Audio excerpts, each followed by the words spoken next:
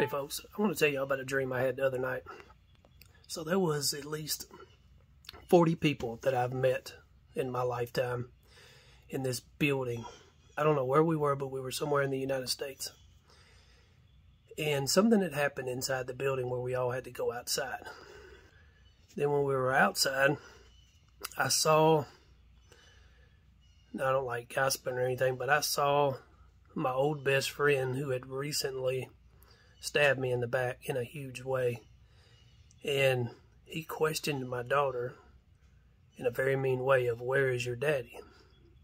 Well, to avoid a confrontation, which I don't want, I kind of hid behind some people. And then I saw him walk off. And I looked up and noticed that it was my friend Joe. And I said, "Hey man, how you been? I haven't seen you in a while." Of course, he lives in North Dakota.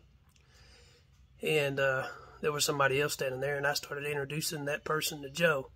And they were shaking hands, and, you know, everybody was laughing and having a good time.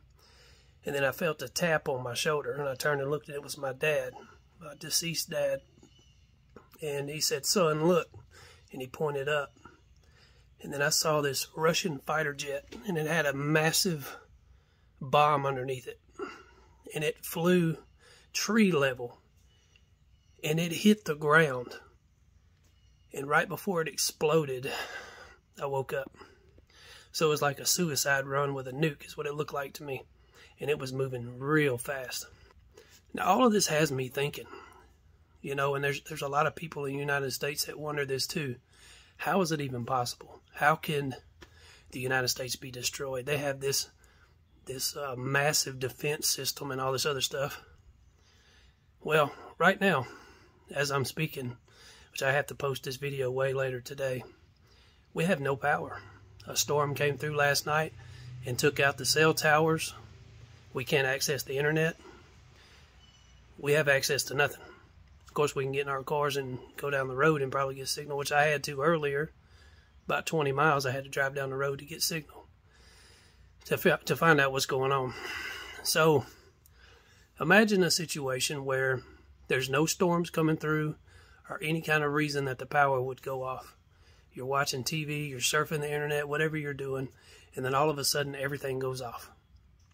Your internet stops working. Everything. You have no access to nothing. You don't know what's going on. Then you go outside, and all of a sudden you start seeing missiles flying, and you had no idea. My dreams that I've had about this country being destroyed with thousands of missiles coming down from the sky, it was the same way. It was like a shock. No one knew. No one had any idea. I'm not telling people to go out and get prepared for, you know, to buy extra food and water and this and that, because me, myself, I'm not a prepper. I'm waiting on the Lord. So if you're going to prep in that sense to where you know it's happening, and Jesus is coming so very soon. Because Jesus is coming very, very, very soon. I'm going to put a few things in the description box. Y'all keep looking up. Seriously, Jesus is coming so very soon. Romans 10:9-13. I love all of you, and God bless. Wake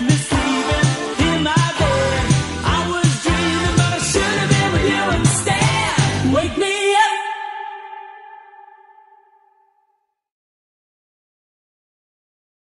But I would not have you to be ignorant, brethren, concerning them which are asleep, that ye sorrow not, even as others which have no hope.